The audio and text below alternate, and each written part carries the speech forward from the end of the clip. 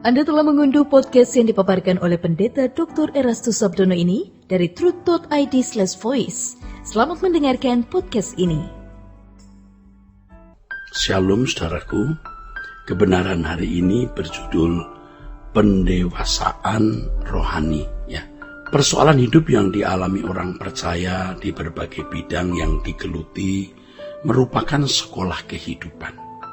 Dan setiap masalah yang dihadapi itu pasti memiliki nilai atau bernilai jika melalui masalah-masalah tersebut seseorang menemukan kebenaran yang mendewasakan rohaninya, atau melalui masalah-masalah tersebut ia menjadi cerdas secara rohani sehingga bisa menjadi sepikiran dan seperasaan dengan Kristus. Firman Tuhan dalam Amsal pasal 27 ayat 17 mengatakan, besi menajamkan besi. Ini sebuah gesekan yang melukai. Manusia menajamkan sesamanya. Dalam hal ini, saudaraku, keterlibatan masing-masing individu sangat dibutuhkan atau dituntut. Dan kita pasti berhadapan dengan manusia atau individu lain yang di dalamnya kita menghadapi pergumulan atau persoalan. Dan individu itu bisa siapa saja. Bisa pasangan hidup sendiri, orang tua, anak, saudara kandung, teman, sahabat, atasan, bawahan, dan siapapun. Ada masalah-masalah yang muncul dalam gesekan-gesekan tersebut. Dan hal itu merupakan sekolah kehidupan yang sangat mahal. Jadi kalau seseorang mau menjadi dewasa rohani itu mau tidak mau menghadapi gesekan-gesekan itu. Tidak mungkin kedewasaan rohani bisa dicapai dalam waktu singkat tanpa pergumulan. Tidak mungkin. Kedewasaan rohani bisa dicapai seseorang tanpa gesekan-gesekan. Jadi kedewasaan rohani ini adalah tanggung jawab dan sebuah perjuangan, tanggung jawab individu dan perjuangan setiap kita, setiap individu. Tidak ada cara mukjizat untuk menerima pembentukan Tuhan. Kesalahan banyak orang hari ini adalah ketika menghadapi masalah, mereka mengharapkan mukjizat guna menyelesaikan masalah-masalah itu, atau penyelesaian secara spektakuler. Nah, ini penyelesaian yang tidak dewasa. Kalau masih kanak-kanak rohani, bisa saja Allah melakukan hal itu. Tetapi kalau kita mau didewasakan, Allah tidak mudah memberi jalan keluar dalam masalah yang kita hadapi, sebab melalui masalah itu Tuhan mau mendewasakan kita. Jadi kedewasaan rohani itu tidak bisa dicapai dengan mukjizat atau tidak bisa dicapai dengan cara-cara ajaib, spektakuler, dan mistis. Kedewasaan rohani itu bukan karunia, saudara, tetapi buah kehidupan. Berarti sebagai orang percaya kita harus aktif untuk menghadapi setiap masalah secara bijak, guna pelajaran rohani yang termuat di dalamnya agar kita dapat mencerdaskan diri untuk bisa menangani masalah-masalah yang bisa terjadi dalam hidup kita di bidang kita masing-masing.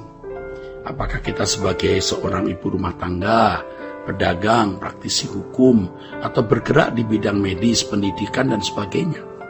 Di situ kita akan bertemu dengan kasus.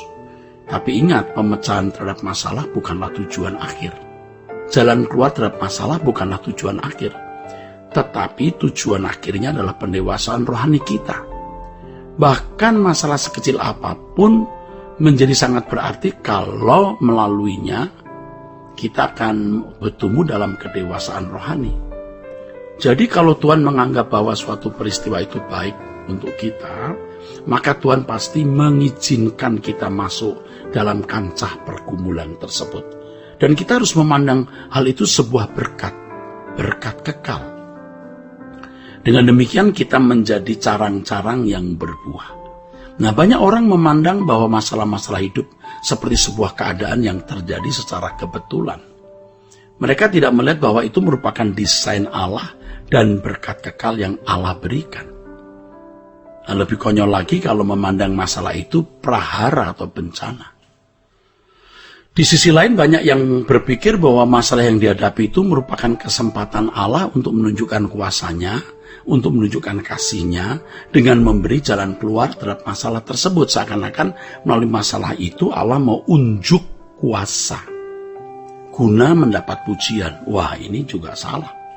Ini orang-orang Kristen yang kanak-kanak, dan mereka berharap melalui kesaksian-kesaksian yang spektakuler mereka bisa menyaksikan kehebatan, kebolehan Allah, dan dirinya juga ikut tersanjung.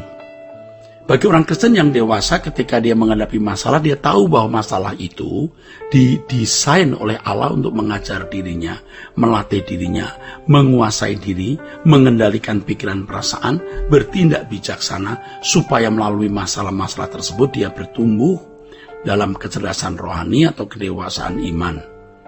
Dan inilah sebenarnya yang harus kita pahami. Apabila kita ada seorang konselor, maka dalam menghadapi orang-orang yang datang dengan masalah, kita harus memiliki prinsip dan pemahaman yang benar bahwa masalah itu bukan musibah. Tujuan seseorang membawa masalahnya kepada kita bukan sekedar supaya mendapat penyelesaian atas masalah itu, tetapi bagaimana kita mengarahkan orang tersebut untuk mengerti bagian mana dalam hidup kita yang sedang dibidik Allah untuk diperbaiki demi kedewasaan rohani. Bila demikian, pasti kita dapat mengerti bahwa masalah justru membuat seseorang berbuah, dan masalah itu menjadi semacam nutrisi bagi jiwa guna pendewasaan iman. Menyadari hal ini, saudaraku, maka kita harus belajar mengucap syukur untuk setiap kejadian yang Tuhan izinkan kita alami. Bersyukur untuk manusia-manusia yang menurut kita mencelakai, menyakitkan, dan merugikan. Karena mereka dipakai Tuhan untuk membentuk kita. Untuk itu kita tidak boleh mengkambing hitamkan siapapun. Apalagi kita marah kepada Tuhan atas suatu keadaan yang terjadi. Ya, saudaraku sekalian, nah dalam Alkitab kita menemukan bagaimana Yusuf ya dianiaya oleh saudara-saudaranya, oleh kakak-kakaknya, sampai dia menjadi budak, masuk penjara. Aduh, hidupnya nyaris tidak memiliki masa depan.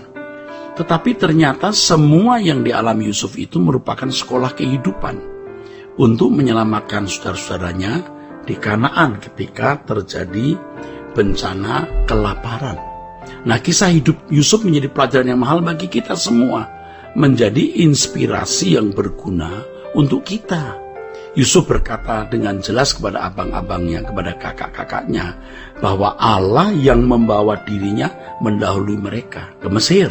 Nah, untuk itu kita belajar dari pemazmur yang mengatakan, ajar kami menghitung hari-hari kami, agar kami beroleh hati yang bijaksana. Menghitung, limnot, tadi berasal dari akar kata manah yang berarti membagi menurut ukuran beratnya, atau menjadikan resmi, atau menjadikan sah, atau mendaftarkan, atau menyusun. Jadi Tuhan setiap hari memberikan kepada kita, saudaraku, pelajaran-pelajaran yang berharga. Seperti Daud harus dikhianati oleh Saul. Saul yang pernah diselamatkan mukanya oleh Daud, tetapi membalas kebaikan dengan kejahatan.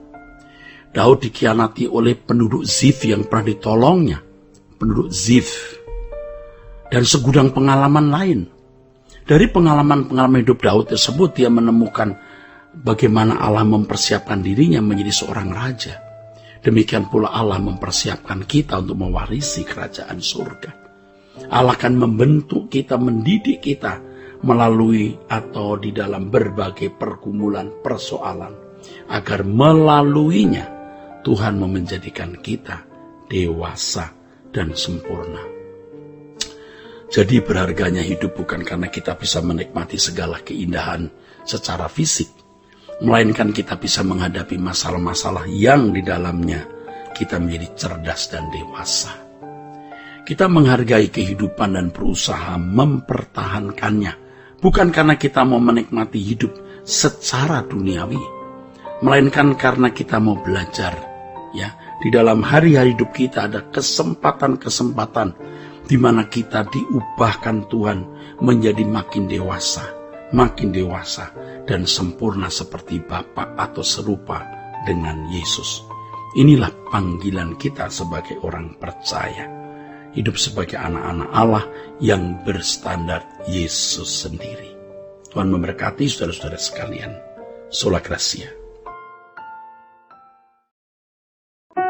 Untuk berlangganan renungan harian dalam bentuk cetak, silakan hubungi Truth Literatur di nomor telepon 0878 7870 76 Untuk mendapatkan CD khotbah, MP3 Renungan Truth, dan CD album lagu produksi Sola Gracia, Anda dapat menghubungi di hari dan jam kerja di nomor telepon 021 638 60953. Tuhan Yesus memberkati. Sola Gracia.